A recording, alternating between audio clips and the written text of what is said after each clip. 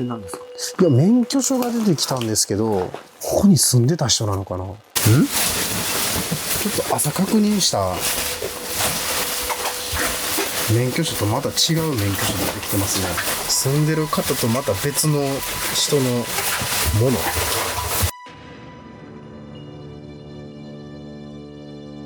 仕事はすごい真面目やし、責任感あるし、そんな普段からだらしないとか、そんなことはなかったです。財布が出てきて、その中で運転免許証が入ってたんですけど、お名前おそらく違うっていう形。私的にはちょっと許されへんので、事情は聞かないとあかんと思うんですけど。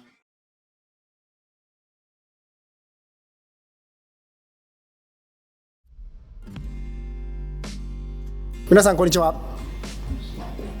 関西クリーンサービスの太田です。本日はとある場所に来ておりまして、一軒家のお片付けに来させてもらってるんですけども、当初ちょっと見積もりで中の家のものを片付けてほしいということで、見積もりをさせていただいたんですが、実際来ると、まさかのゴミ屋敷という、ことでして、お話を聞いてるとある会社様の社宅みたいなんですよね。その社宅がゴミ屋敷になってしまっているというところで、そのとある会社様の関係者の方にご依頼をいただきまして、本日片付けをさせていただくんですが、すごい量でした。新聞があったりだとか、食べかすトレーとかあるんですが、そういうのがもうすっごい高さまで積み上がってる。また後で見ていただくんですけども、予定としては1日7人作業を3日間させていただく予定となっておりますので、よろしくお願いします。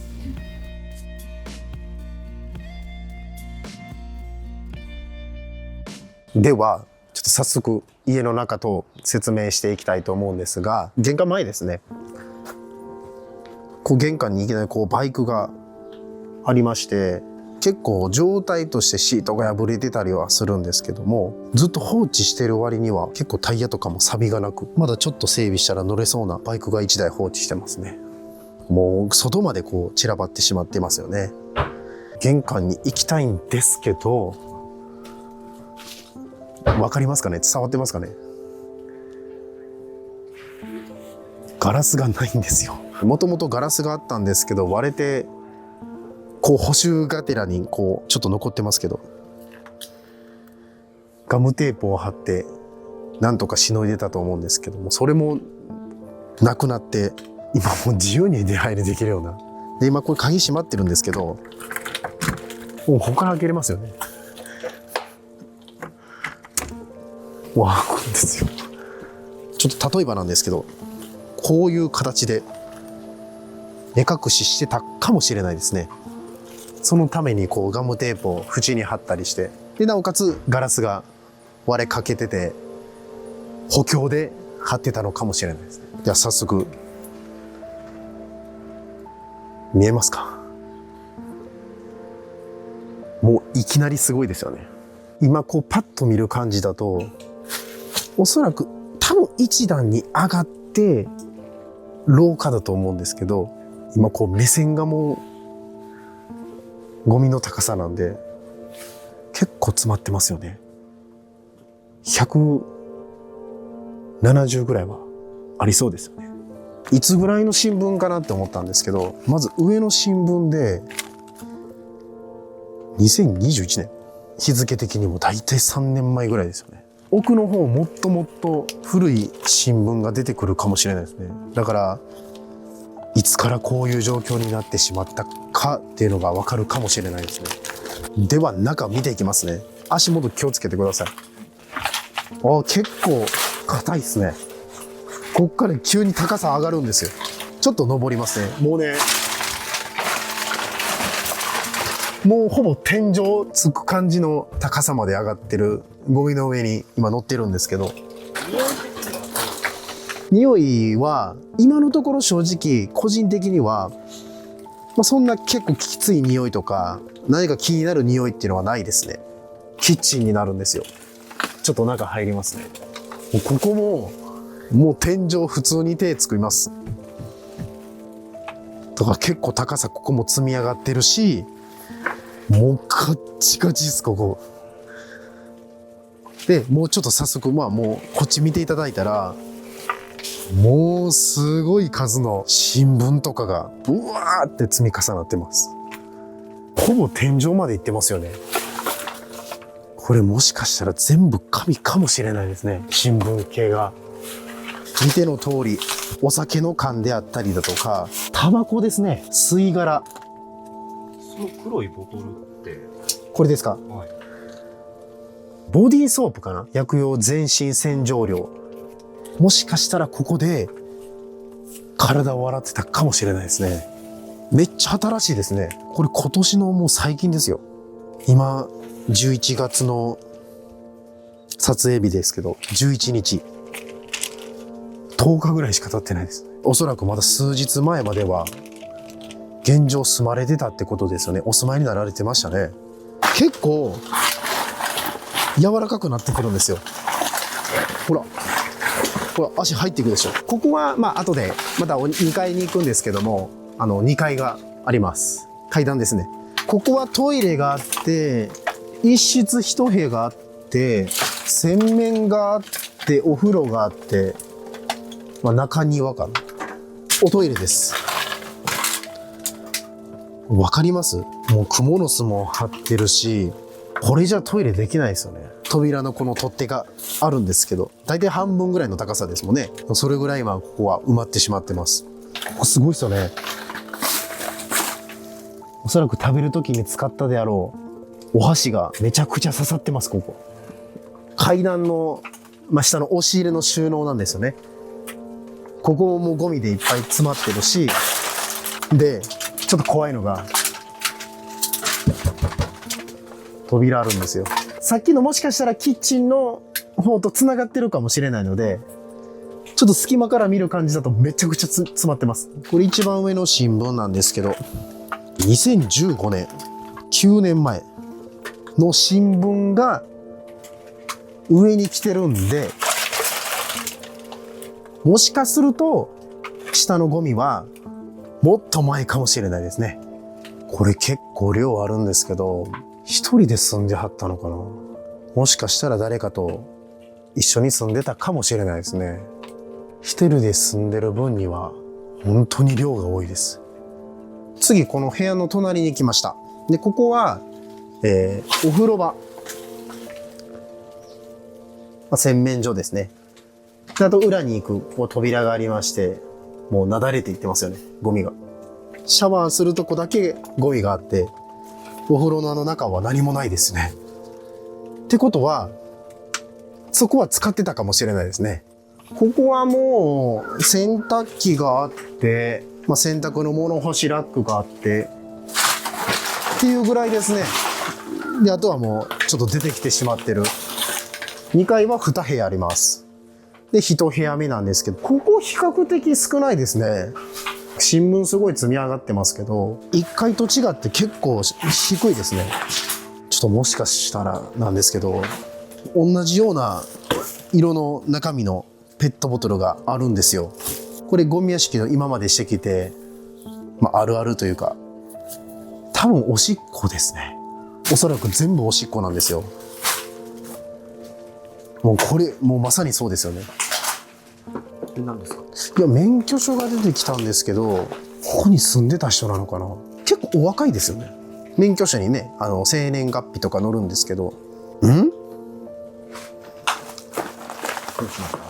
いや、お薬の内服の、薬局とかでもらう袋を見ると、今出てきた免許証と名前が違うんですよ。どういうこと？ちょっと誰宛てに対してのお手紙かわからないですけど、お父さんの入院で心配をかけてすみませんでした。原因不明の発熱で正月酒が飲めないのが残念ですと。これ誰からのお手紙ですかね？お父さんよりって書いてるんで、誰かのお父さんから送られてきてるものなんですけど、こういうお父さんいいですよね。お母さんからも年末に手紙で言っていたと思いますが、せっかくの屋敷をきれいに使うよう頼みますよと。屋敷っていうのはゴミ屋敷のことですよね。おそらく家の状況を知ってるかもしれないですよね。もうせっかくの屋敷をきれいに使うように頼みますよ。きれいに片付けてくださいよってご両親が言ってるので、もうおそらく気づいてるというか知ってるんですよね、現状。なるほど。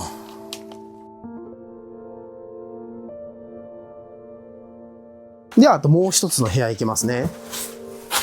他の部屋とは違ってめちゃくちゃすっきりしてます。ちょっとこう散らばってはいますけど、全然量ないですね。これちょっと書類あったんですけど、確定申告の書類、さっきどこの子の住民税払っときましたよっていうのが手紙できてたんですけど、その何々公園って何かこう知り合いかなと、一緒に住んでる人に対してかなと思ったら息子に対してでしたね。その人も同じ住所に住んでるんですよ。ちょっと気になった点が何点かあるんですけど、結構あっさりとしてる部屋なんですけど、ちょっと危ないものがちらほら。これまずこれね、結構ごっつい刃物が、これ本物です。だいぶ鋭利です、これ。で、ここにもナタみたいなものがちょっと怖いですよね。これ伐木作業者安全衛生ってこう書いてあるテキスト、伐採したりだとかそういうの勉強してた、もしくは前職でしてたか、そうですね、これも研修の書類が入ってるんで結構勉強してましたね。これ男一人暮らしの快適人生術、やっぱりちょっとどこかで生活を変えていかないといけないのかなっていうのがあったかもしれないですね。一応この部屋で、確認するところは終わります。やっぱり全体を通してみると結構な量があります。なので1日あたり7人作業して計3日間で終わるかなと思っておりますので、作業をこれからしていきたいと思います。はい、お願いします。今日1日目ですけども、いろんなものがある状況なので分別大変ですけど、しっかり休憩も取りながらしていただいてやっていきましょう。はい、今日も一日よろしくお願いします。お願いします。早速今から始めていくんですけども、どの部屋に比べても多分今この廊下がすごい量多いので、ここ片付けてしまうとあとね結構搬出しやすいし片付けやすいので、ちょっと今から皆さん大体ここ片付けていきたいと思います。新聞とか紙ってリサイクルねできると思うんですけども、どうしても紙が汚れてしまったりするとリサイクルが難しくなってくるんで、そのあたりはもう処分になってしまいますが、まだこうやって比較的綺麗なやつはリサイクルできるかなと思うので、そこはしっかり分別していきたいと思います。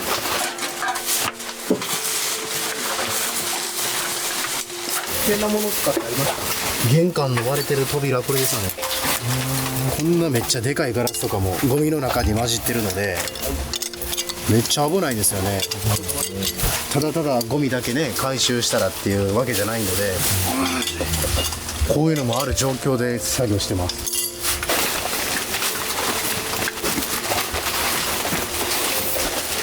分別して出してる処分させていただくものなんですけども、ざっくり1時間ぐらいで、これだけの量が出てます。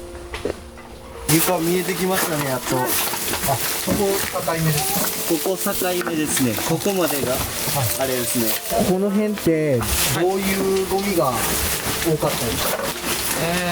新聞と、あとは多分ここでお酒とか飲みながら、あとはタバコ吸ったりして、ライターとかタバコの吸い殻とか、空き缶系ですね。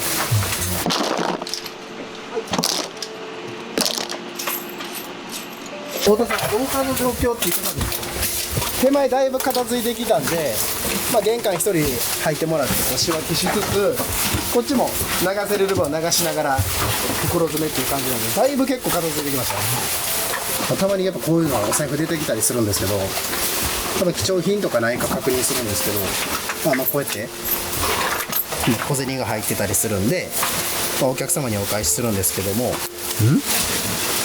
ちょっと朝確認した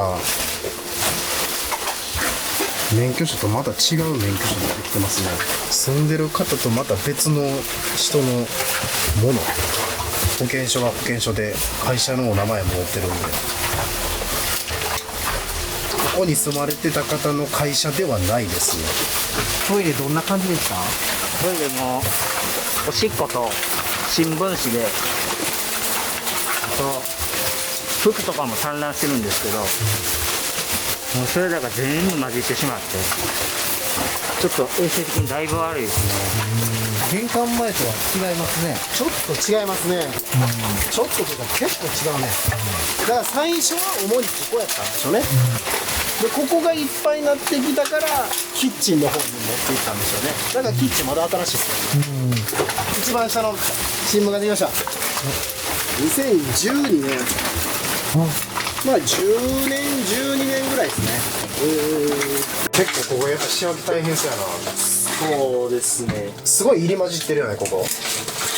何が多いここ。そうですね。こういうトレイにタバコはいはいはいだったり、中にタバコの入れちゃってるんですよね。なかなかそれを出して分別って大変やんな。そうですね。ここまでされるとちょっとなあ、だいぶ大変になってきますね。でも俺らってそれを一個一個確認しながらやってるもんね。このタバコと一緒にね、皆さん結構ここにライターとか突っ込まれる方よく見るんですけど、まあ、そういうのもやっぱ開けてこう確認しながら、やっぱ危険物がないかとかね確認しながらやもんね。そうですね。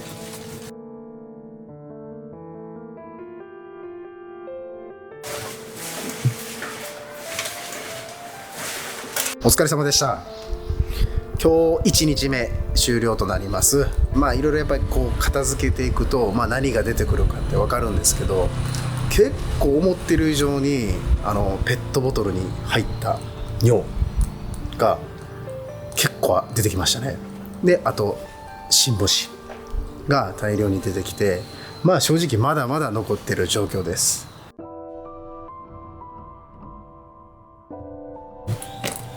おはようございます。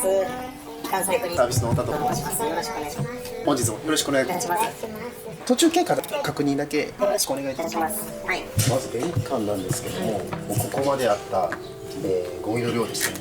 ストーンってこう奥の廊下まで見えるんですけども、初日で結構ここまで片付けることができました。キッチンがあったお部屋なんですけども、ここも結構山積みの新聞があった部屋で冷蔵庫とかもあったんですけど、もう初日でここまで結構すっきりするところまで片付けれましたので、あとはちょっとシンクの中とかまだ残ってますけど、今日は引き続きここも作業させていただきます、本日はここを中心に作業させていただこうかなと思います。賢い人なんですよこの人。あ、ですよね。多分おそらくすごい勉強熱心だし、某国立高専を出てる人なんで、それは個人のあれなんで、そんだけ学力ちゃんとある人なんですけど、ちょっとこういうことができない。結構ほんでご両親もものすごく気にされてたんです、ここに住んでる方のことをね。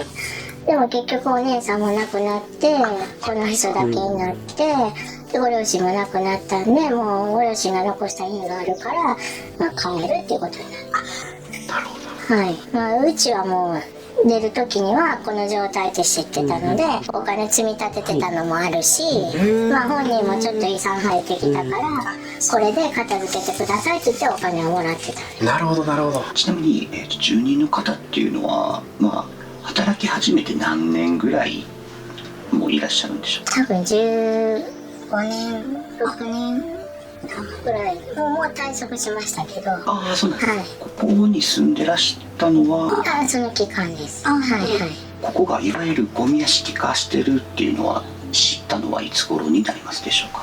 本人は15、6年前に入ったんですけど、まあ、本人が自分で、もうこんな状態やってゴミがすごいからって言ったのは、多分3、4年、もうちょっと前ぐらいかな。私も聞いてたし、男の人一人やから、ある程度は想像してましたけど、ここまでとは思ってなかったですけど。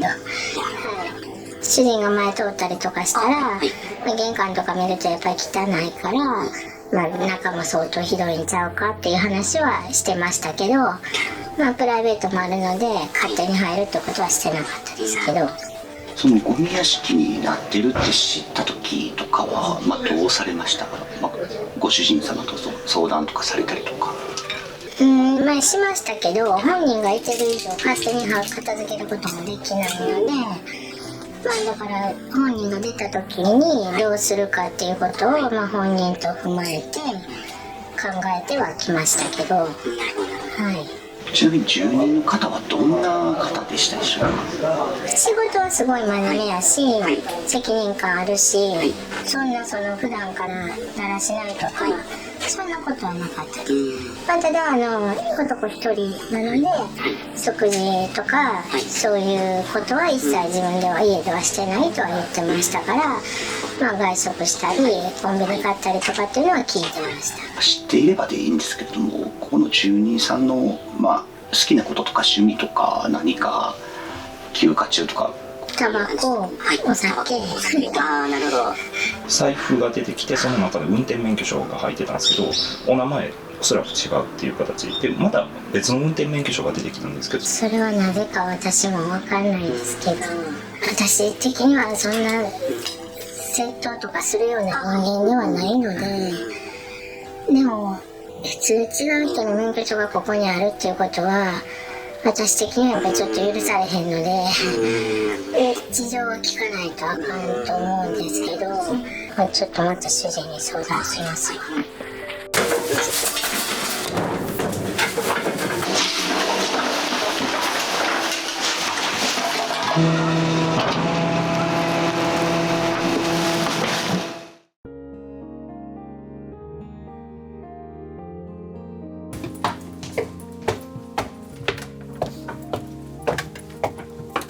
階段登るときにもう見えてしまったんですけど、ここにうんちがあるんです。うんこがあるんですよ。犬か猫か、それともないとは思いますけど、人糞、人のうんちかもしれないですね。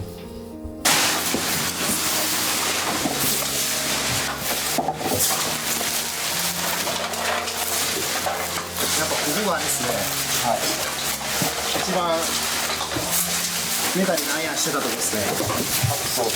おしっこのペットボトルがすごい量。これで2014年なんで、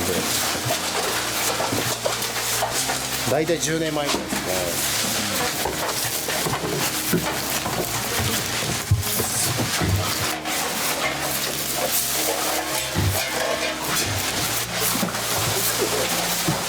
これもうネズミやな。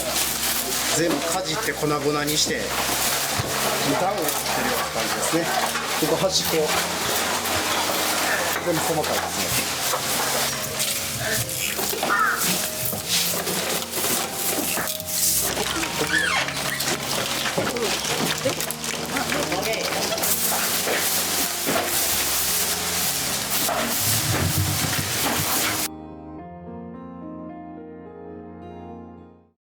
我々のこの仕事ぶりについて感想をいただけますでしょうか。私の偏見かもしれないんですけど、人が嫌がるお仕事をやってくださる業者さんって俗に言う悪徳業者の方もいらっしゃるので、ちょっと心配してたんですけど、来ていただく方もすごく礼儀正しくって、例えば私がインタビューを受けてる間も待っていらっしゃるのがすごく紳士的で、全然ガヤガヤ騒がれることもなくじっと待っておられたし、でご挨拶もきっちりしてくださってるし、小銭も出てきたのも置いといてくださってるし、もう私もそんな全然いいって思ってたんですけど、そういうことまできっちりしてくださってるので、私はすごく感心してます。本当に感謝してます。ありがとうございます。ご視聴いただきありがとうございます。先ほど物件オーナー様にもお部屋をご確認いただき、ご満足の言葉をいただくことができました。私たち関西クリーンサービスはこのゴミ屋敷問題に真っ向から取り組んでいます。今回の現場のようにゴミ屋敷の影響というのは周辺にも及びます。物件オーナー様や近隣住民をも巻き込みながら悪臭、害虫、苦情、ストレスを引き起こします。ゴミ屋敷にいいところはありません。私たち関西クリーンサービスは引き続きこのゴミ屋敷という問題に向き合い、片付けることを通して解決策を模索していきます。チャンネル登録やいいねをしていただけるとこの活動の励みになりますので、よろしくお願いいたします。そして旧 Twitter の X でも情報を発信しておりますので、動画説明欄よりチェックをお願いいたします。最後までご覧いただきありがとうございました。